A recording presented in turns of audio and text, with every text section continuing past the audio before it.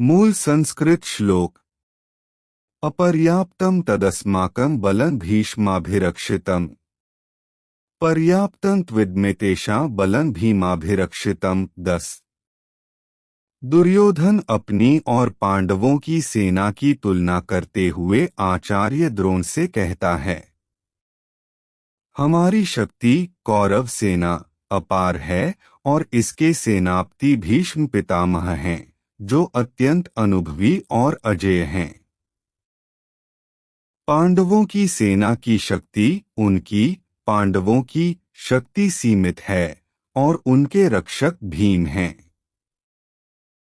यहाँ अपर्याप्तम शब्द के दो अर्थ निकलते हैं। एक तरफ दुर्योधन अपनी सेना को असीमित और अजेय बताकर अपना आत्मविश्वास बढ़ा रहा है, वहीं दूसरी ओर भीष्म पितामह के प्रति उसका अतिविश्वास उसके भीतर के डर को भी छिपा रहा है, क्योंकि वह जानता है कि पांडवों के पक्ष में भीम जैसा शक्तिशाली योद्धा और स्वयं श्री कृष्ण हैं।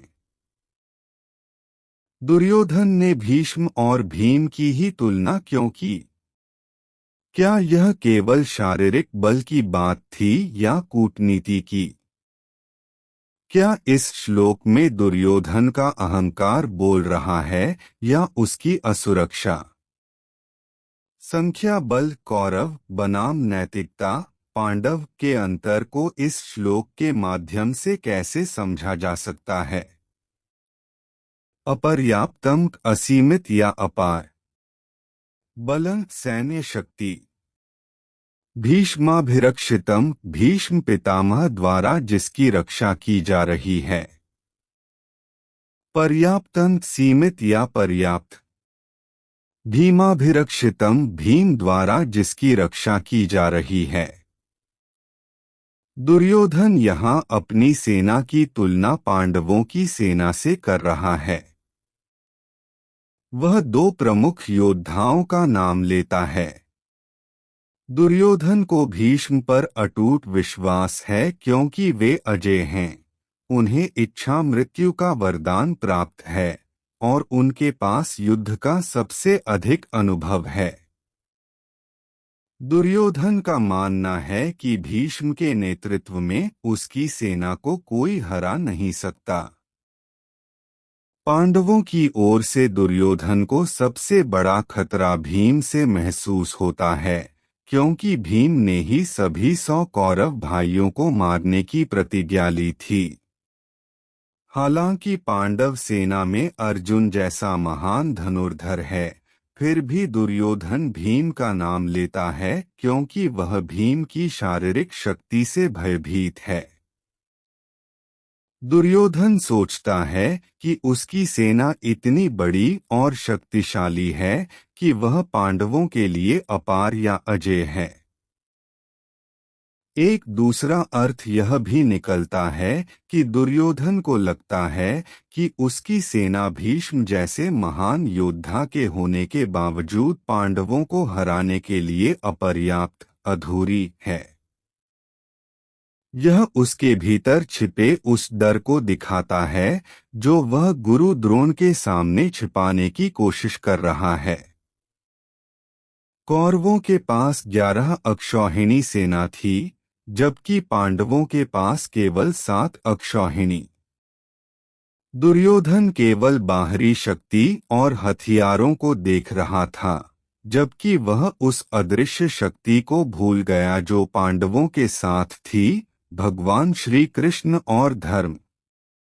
श्रीमद् भगवद गीता अध्याय 1 श्लोक 3। संस्कृत श्लोक। पश्यैता पांडुपुत्राणामाचार्य महती चमू व्यूढ़ा द्रुपदपुत्रेण तव शिष्येण धीमता। 3। हे आचार्य, पांडुपुत्रों की इस विशाल सेना को देखिए, जिसे आपके बुद्धिमान शिष्य द्रुपद के पुत्र धृष्टद्युम्न ने इतने कौशल से व्यवस्थित किया है। दुर्योधन अपनी विशाल सेना 11 अक्षौहिणी के बावजूद पांडवों की छोटी सेना सात अक्षौहिणी को देखकर डरा हुआ है। वह अपने डर को छिपाने के लिए गुरु द्रोणाचार्य के पास जाता है। दुर्योधन यहाँ धृष्टद्युम्न का नाम लेता है। वह द्रोणाचार्य को याद दिलाता है कि धृष्टद्युम्न वही है जिसे आपने शिक्षा दी थी, जबकि आप जानते थे कि वह आपकी मृत्यु का कारण बनेगा। वह गुरु को धीनता, बुद्धिमान कहकर ताना मारता है कि देखिए आपका शिष्य आप ही के विरुद्ध कितनी चतुराई से खड़ा है। वह गुरु को धीनता, बुद्धिमान कहकर ताना मारता है कि देखिए आपका शिष्य आप ही के विरुद्ध कितनी चतुराई से खड़ा है। वह गुरु को धीनता, बुद्धिमान कहकर ताना मारता है कि देखिए आपका शिष्य आप ही के विरुद्ध कितनी चतुराई से खड़ा है। जब द्रोणाचार्य गरीबी की स्थिति में मदद मांगने गए तो द्रुपद ने उन्हें पहचानने से इनकार कर दिया।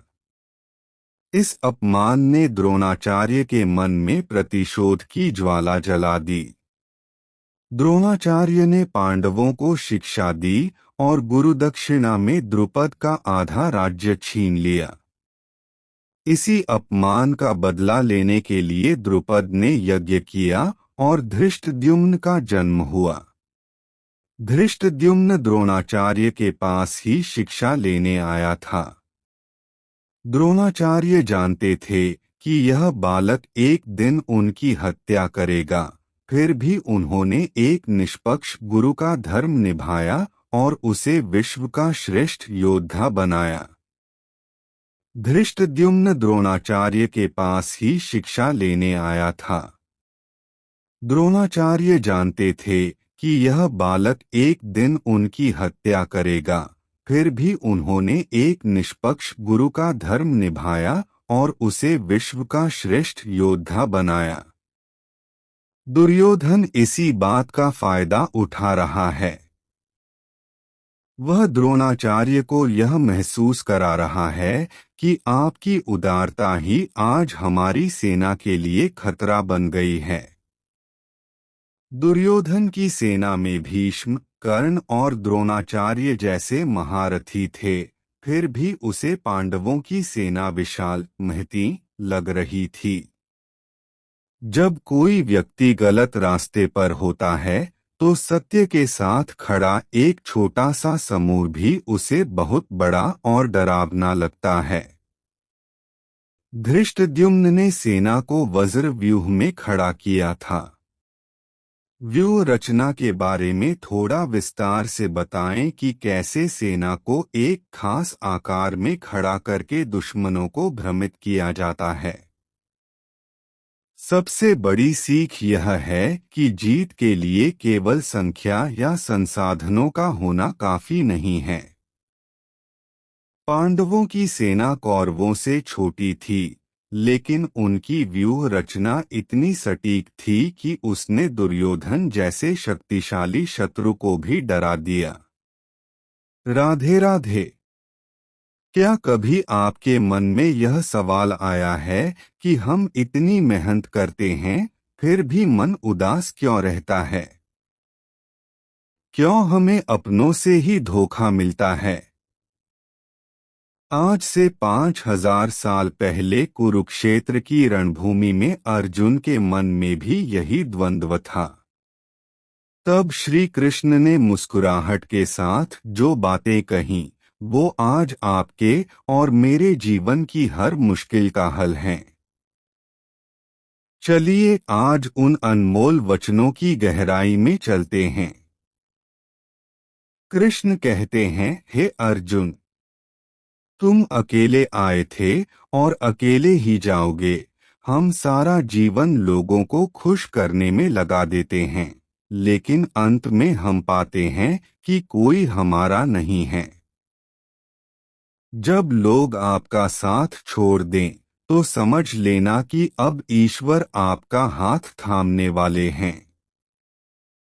भीड़ में चलना आसान है, लेकिन अकेले चलना आपको मजबूत बनाता है। याद रखिए, सुदर्शन चक्र चलाने वाला अगर आपके साथ है तो पूरी दुनिया का आपके खिलाफ होना कोई मायने नहीं रखता। हमारी आधी बीमारियां और दुख बीते हुए कल की चिंता और आने वाले कल के डर से हैं। कान्हा कहते हैं, जो तुम्हारा है वो तुम्ही को मिलेगा, उसे कोई छीन नहीं सकता। और जो तुम्हारा नहीं है उसे तुम लाख कोशिशों के बाद भी अपना नहीं बना पाओगे। आज में जीना सीखिए। अगर आज आपके पास भोजन है, छत है और सांसें चल रही हैं, तो आप दुनिया के सबसे खुशनसीब इंसान हैं। व्यर्थ की चिंता करके उस ईश्वर के विधान पर शक मत कीजिए। सत्संग का असली अर्थ है अपने भीतर के सत्य को जानना। जब कोई आपके चरित्र पर उंगली उठाए या आपको बुरा भला कहे, तो कृष्ण की तरह मुस्कुराना सीखिए। याद करें, जब शिशुपाल उन्हें गालियां दे रहा था, कृष्ण मौन थे। मौन कमजोरी नहीं, बल्कि बहुत बड़ी ताकत है। आपका वक्त खराब हो सकता है, लेकिन आपकी आत्मा और आपका कर्म नहीं। धैर्य रखिए, क्योंकि सही समय पर दिया गया फल सबसे मीठा होता है। अंत में बस इतना समझ लीजिए कि आप इस संसार के मालिक नहीं, बस एक पात्र कैरेक्टर हैं। अपनी भूमिका पूरी ईमानदारी से निभाइए और परिणाम उस बाके बिहारी पर छोड़ दीजिए। अगर आज आप हार रहे हैं तो याद रखिए कि गिरकर संभलने वाले को ही कृष्ण का साथ मिलता है। अपने मन को मंदिर बनाइए और उसमें केवल प्रेम और विश्वास को जगह दीजिए। आशा है कि ये शब्द आपके जीवन में नई रोशनी लाएंगे। अगर आप भी कृष्ण के भक्त हैं तो कमेंट्स में जय श्री कृष्ण लिखकर अपनी उपस्थिति जरूर दर्ज कराएं।